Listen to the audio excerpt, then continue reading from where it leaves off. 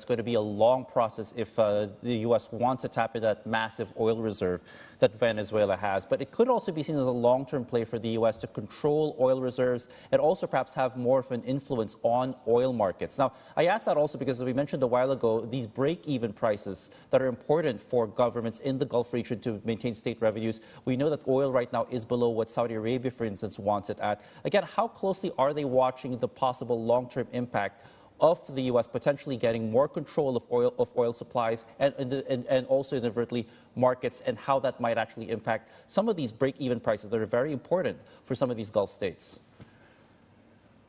Well, the Gulf states are very concerned about the degree to which the United States wants to see continued low prices. And I will say that with one of the biggest American domestic political issues right now, the question of inflation and the cost of living, President Trump is going to be very conscious of things that he might be able to do to reduce the price of, for example, gasoline or diesel fuel for cars and for transport in the United States.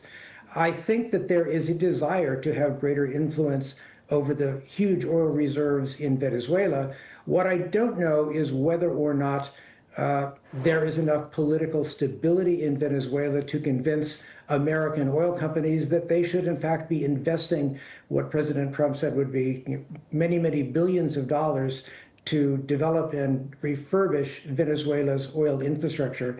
And again, since it is very heavy oil, it requires a lot of different types of refining capacity. The United States has some, Venezuela has some, but I think that they're in the Gulf, in the GCC, and particularly OPEC and OPEC Plus, they will be watching very carefully the developments and the extent to which President Trump really does move to expand American influence or American control over the oil under the ground in Venezuela.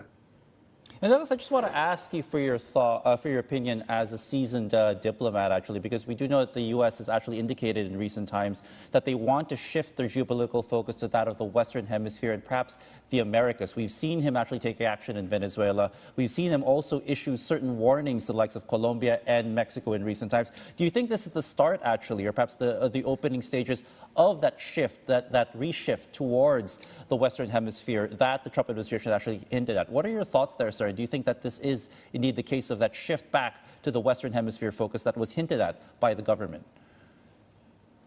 I think very much that this administration wants to focus much more on the Western Hemisphere.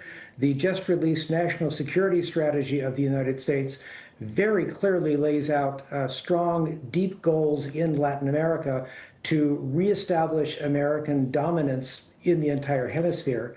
And even today on the Sunday morning talk shows in Washington, Secretary of State Marco Rubio essentially again warned the president of Colombia and also said that it seemed that the government of Cuba was ready to fall. So there may well have been some warnings to heed what has happened in Venezuela and perhaps give the United States leverage over some of the other governments that have not been quite as supportive of American political goals in the hemisphere as some of America's allies in the Caribbean and elsewhere in South America. So I think that that is correct, and it is really codified now in the Trump administration's new national security strategy.